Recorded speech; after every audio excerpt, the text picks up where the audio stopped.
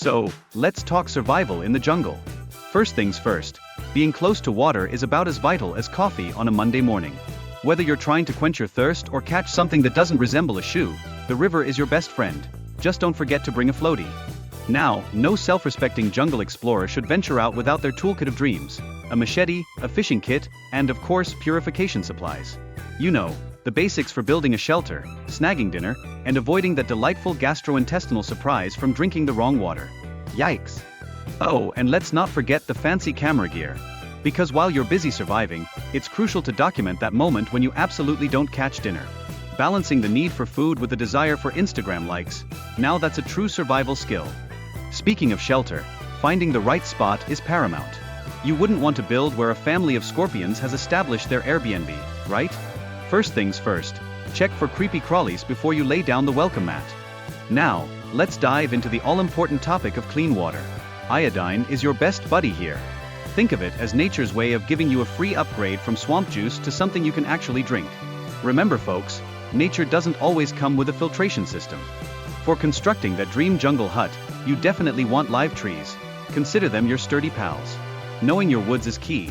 After all, nobody wants to wake up in the middle of the night because their shelter decided to throw a party and collapse. Now, on to the important stuff.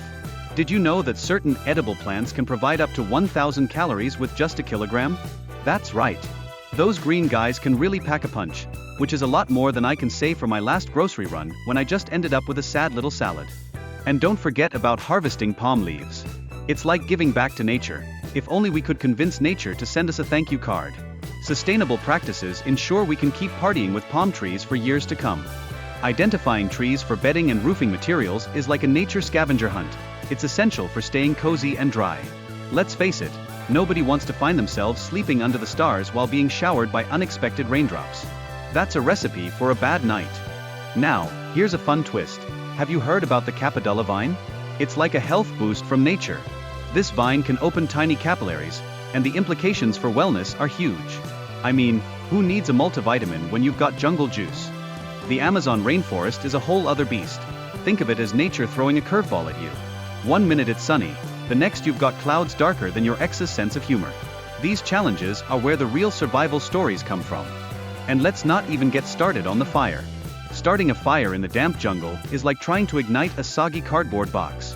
Fire brings warmth and comfort but can sometimes feel as elusive as a good parking spot in a crowded lot. When it comes to camping in the jungle, you've got to adapt quicker than a chameleon at a disco. Knowing what's edible versus what will send you to the hospital is crucial. Each plant, vine, or beast could either save your life or turn it into a really bad survival reality show. While we often fear jungle creatures, let's face it, most of them are just as scared of us. They'd rather avoid a human-sized headache, so let's coexist like responsible grown-ups. Just remember to respect the wildlife and avoid a scenario that ends in Jungle 1, U0. Finding food in this green wonderland? Think of it as a buffet. Use plants and insects for bait. It's like jungle scavenger hunting, but with a side of protein. We're talking about teamwork between humans and nature, like peanut butter and jelly, but with crickets and bananas. Now the right bait is everything. Grubs and catfish can be the key to landing the big fish. Honestly, who knew that appealing to a fish's taste buds could make or break your dinner plans? Talk about being a fishy matchmaker. Don't underestimate the river conditions, though. Fish behavior changes faster than your favorite soap opera plot twist. Keep your eyes on the water levels. They can turn your ideal fishing trip into a splashy soap opera real quick. Setting up night lines? That's like setting up a buffet for fish while you snooze. Passive fishing strategy. Talk about sweet dreams. Catching fish while you get your beauty sleep sounds like the best multitasking I've ever heard of. Watch your step in the water, folks. Stingrays can turn a relaxing day into a scene from a horror movie if you're not paying attention. So, unless you're auditioning for Survivor, Aquatic Edition, keep those feet in check. Fishing at night can yield some surprising catches. It's like a jungle nightlife scene. Who knew lurking in the shallow waters could lead to the catch of the day? Setting those lines right is practically an art form. Choosing firewood is no small feat. It's crucial for cooking and keeping warm. Proper fire management is like managing a hot date. Keep it low and steady to avoid a fiery disaster. Oh, and let's not forget the interconnectedness of ecosystems. Fish populations and jungle regeneration go together like coffee and donuts. Each species plays a role, ensuring that the jungle keeps on thriving. No pressure, right? Passive fishing and foraging can feel like a life or death game show in remote areas. You have to get creative with what you find. It's like a culinary challenge straight out of a reality show, where the prize is your next meal. The jungle buzzing with wildlife, including butterflies and fish, is something out of a nature documentary.